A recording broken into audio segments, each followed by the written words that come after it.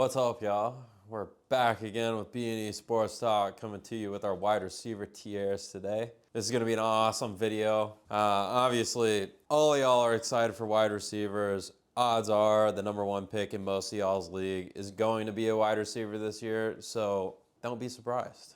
I'm thinking that it's going to be kind of a long video because we all know how many wide receivers there are. So I'm really excited to jump into this. Wide receiver's been the name of the game for the last 10 years in fantasy, it feels like.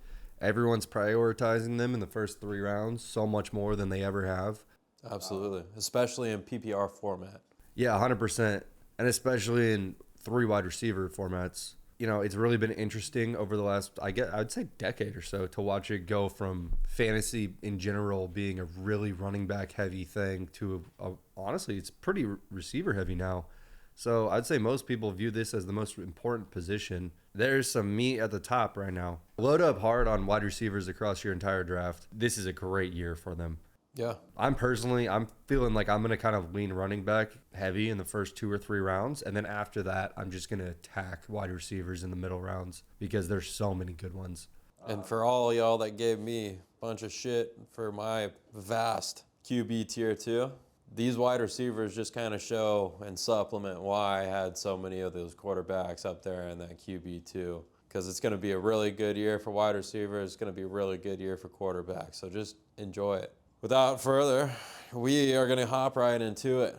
Starting off tier 1, these are the guys that really you can depend on week in, week out. You should always expect them to get you 20 points in your game. If they get less than 20 points, you're probably sitting there with a pretty sour face on the end of your couch. Tier 1, we've got Jamar Chase, Justin Jefferson, CeeDee Lamb, Puka Nacua, Nico Collins, Malik Neighbors, and Amon-Ra St. Brown. All of these guys are going to be main focal points of the attack in their offense on a consistent basis. Another thing that's also big out of all these, outside of Chase Brown, none of these guys have a proven running back. I mean, maybe consider Joe Mixon, but he's hurt, and he's got Nick Chubb that's going to be a little back and forth. Regardless, they're not going to be focal points like these guys are, and that's not going to take anything away from these guys whatsoever. These guys are constantly going to be on the field catching touchdowns, catching passes at a high rate. Specifically, out of this group, I'm really excited for Malik Neighbors. This man has nothing but quarterbacks who like to throw the ball over the top. Up next, tier 2. These guys are low-end wide receiver 1s, maybe high wide receiver 2s, but you should really be able to depend on them to get you 15 to 20 points. Optimally, they're going to get you that touchdown, but if not, they should give you some very solid PPR value. Starting off, we've got Brian Thomas. Guy was sick last year, to say the least. Everybody knew he was hard when he was at LSU, but there were a couple other guys there that just kind of overshadowed. Brian Thomas, big bang over the top, maybe 52 million. Trevor Lawrence can actually prove to be worth 52 million this year. Next, I've got A.J. Brown, Drake London, Ladd McConkey, T. Higgins, Mike Evans, Tyreek Hill, Devontae Adams, and Jackson Smith-Njigba. There's a lot of people that are low on Tyreek Hill this year. Don't buy it.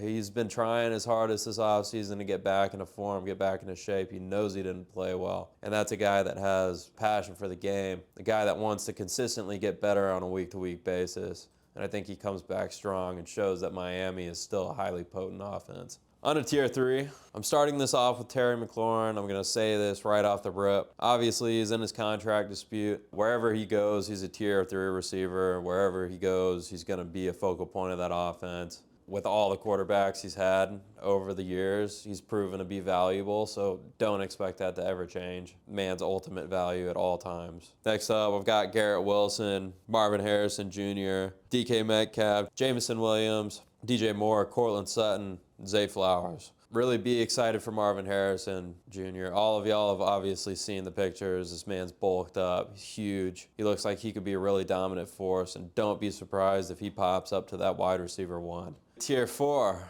we've got Xavier Worthy and Rashee Rice. I've got them both sitting in here because Rashee Rice is going to miss a little bit of time. Xavier Worthy proved to be quite worthy of the value that you picked him at last year. Expect for those 2 guys to be heavily involved in the Chiefs' offense. I don't doubt that Patrick Mahomes can 100% support 2 very good receivers in that offense. That's something that we haven't seen before outside of like Tyreek Hill and Travis Kelce. But Travis Kelce is a little bit older now. So expect for these two young receivers to really show off, especially with D-Hop out of that room too. In addition, we've got Devontae Smith, George Pickens, Calvin Ridley, Tedoroa McMillan, Just Tet, bro. Jalen Waddle, Travis Hunter, and Cooper Kupp. Do not sleep on Cooper Kupp at all. This man just moved up to Seattle and is still going to be a very good wide receiver. And with Sam Darnold, who's going to be looking all over the field for a security blanket in his first year up there, getting paid a good chunk of money for the first time in his career, expect for him to be looking for two of those very, very ball-dominant receivers in Njigba and Kupp. Kupp's going to get a lot of passes.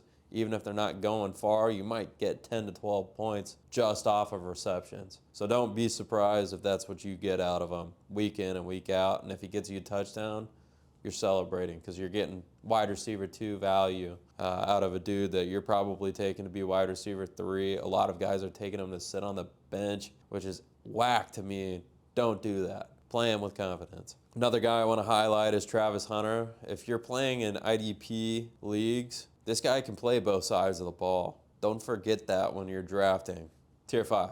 We've got Stephon Diggs, who I'm going to go quick into. Drake May looked good at the end of last year. I've heard nothing but great things about Stephon Diggs since he was sniffing a little bit of the pinky pink on the boat with the ladies.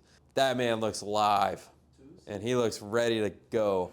And he's going to have an awesome time out there with Drake May, and Drake May is really going to target him. So don't be surprised if this man goes all the way from a tier 5 receiver to a tier 2 receiver. Would not surprise me whatsoever. We've seen it out of him before. Up next, we've got Olave, Jordan Addison, Roma Dunes, Jerry Jeudy, Jaden Reed, Jawan Jennings, Chris Godwin, Deebo Samuel. These guys are all guys that have proven that they can produce in the past outside of guys like Roma Dunes, he was too young, had a bunch of guys in front of him. Everybody else, though, they've proven that they can be a valuable wide receiver in the offense. They can give you great wide receiver value. Draft these guys essentially to be your wide receiver 3s. Don't be surprised if you get a little better value out of them on a lot of the weeks. Jawan Jennings is a guy that really produced highly last year for San Francisco when he was on the field. Now he doesn't have anybody in front of him. So don't be surprised if the man pops off. On a tier 6, we got Jacoby Myers, Ricky Pearsall, Khalil Shakir, Josh Downs, Brandon Ayuk, Michael Pittman, and Darnell Mooney.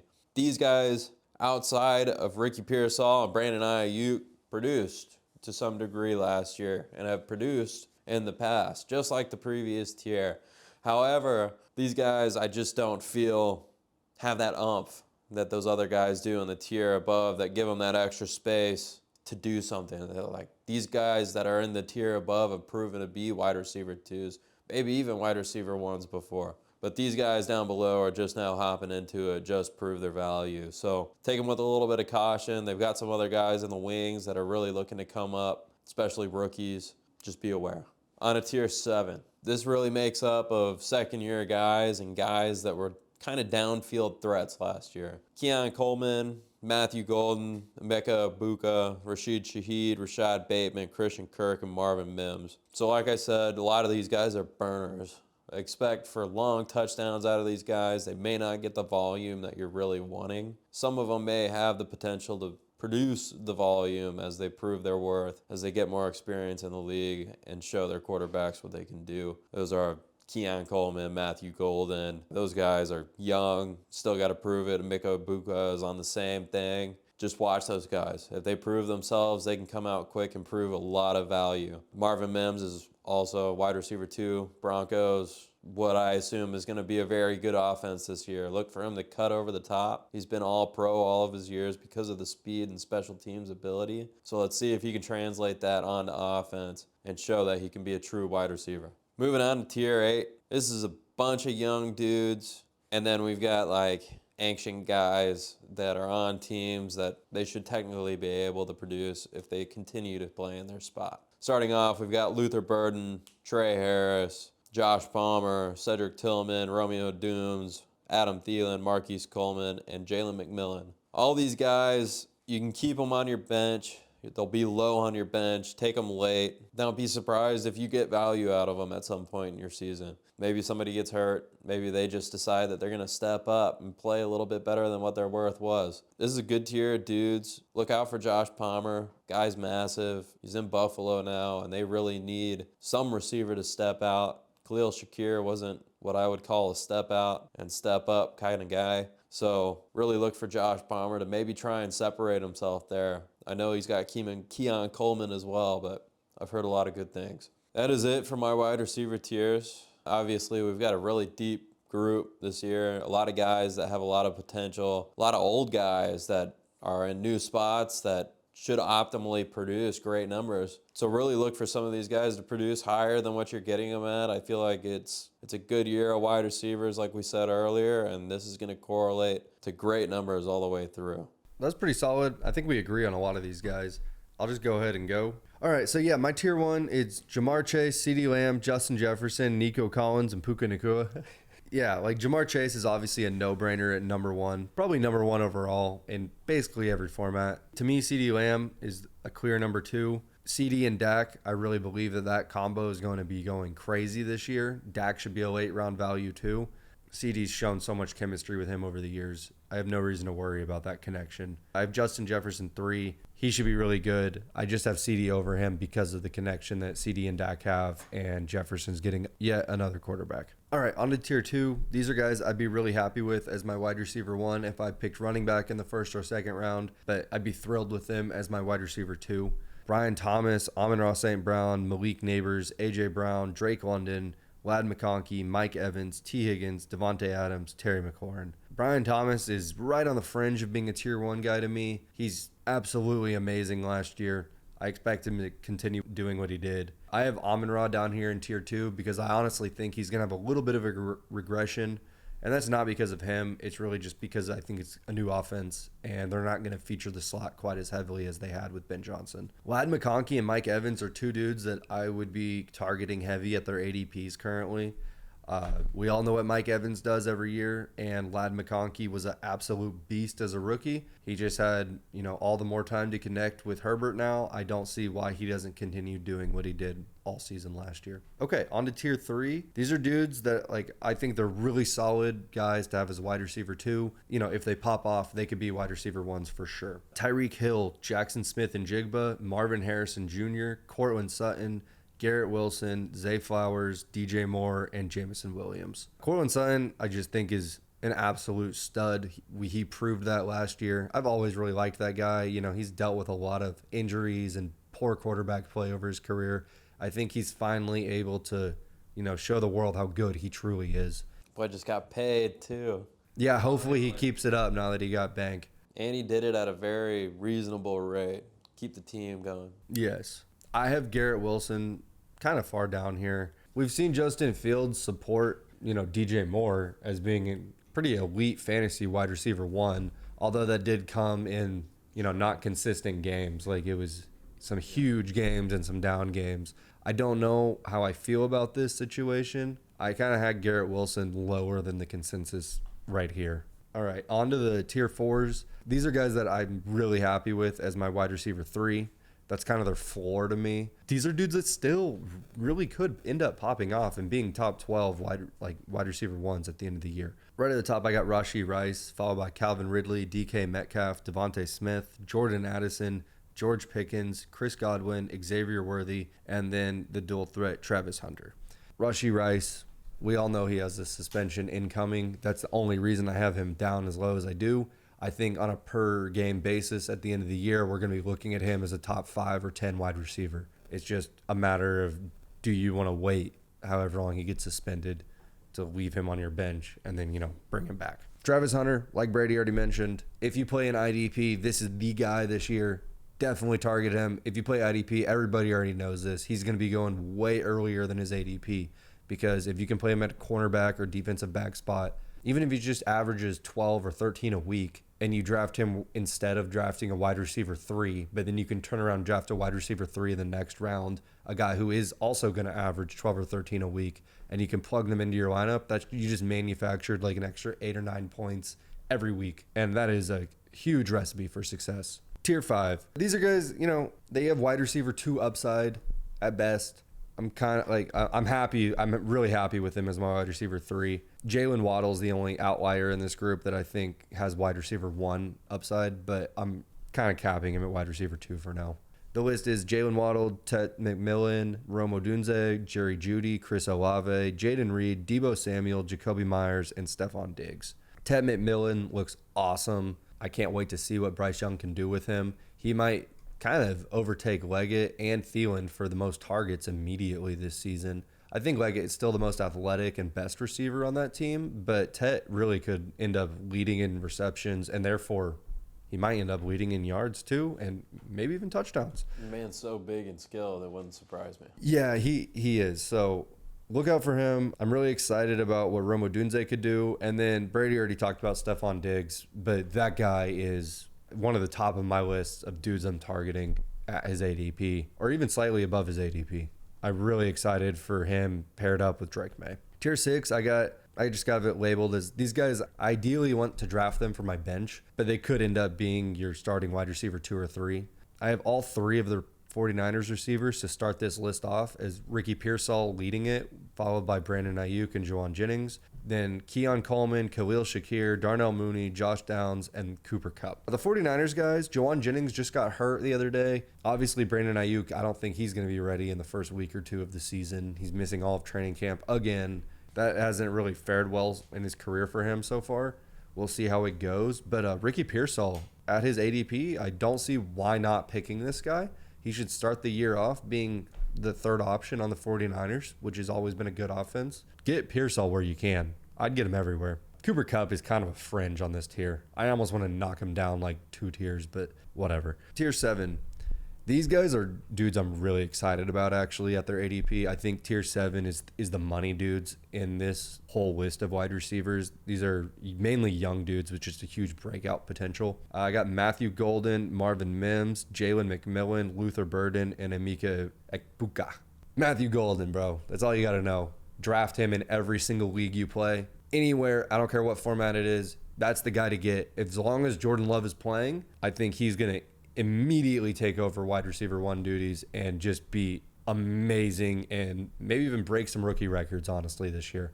I can't wait to see him. He could be a league winner, truly. Also, Emeka Ekpuka. Real quick, I just want to mention that him and McMillan both on Tampa Bay, they look awesome. I don't know about how soon Godwin will be back or how healthy he'll be really all season. And he's also aging. Watch for both of these dudes to compete for a lot of targets in Tampa Bay.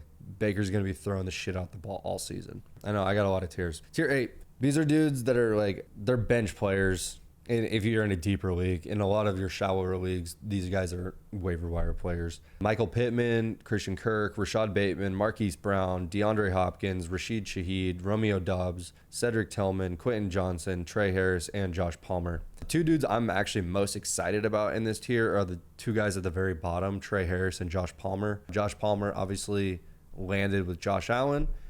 I think everybody there kind of is even, but you could have some pretty good weeks out of Josh Palmer if you need to throw him in your lineup for whatever reason. I know I've used him many times when he was down there in LA, and he was always serviceable. Also, Trey Harris, speaking of LA, that guy should step into a role immediately alongside Ladd McConkey and be a serious outside perimeter threat. Tier 9, these are waiver wire guys. Most of them are in kind of a poorer situation. Adam Thielen, Kyle Williams, Alec Pierce, Xavier Leggett, Jalen Coker, Jaden Higgs, Jack Beck, and A.D. Mitchell. I have nothing to say about any of them. And then I just listed a tier 10 of just guys I kind of have below them to round out like my top 90 or so guys. Dontavian Wicks, Demario Douglas, Michael Wilson, Andre Isavas, Wandale Robinson, Darius Slayton, Jalen Tolbert, Devon Vele, and Tyler Lockett. These guys are, they're clearly waiver wire guys, but you never know how the year is going to turn out. They might end up being pretty usable at one point in the season.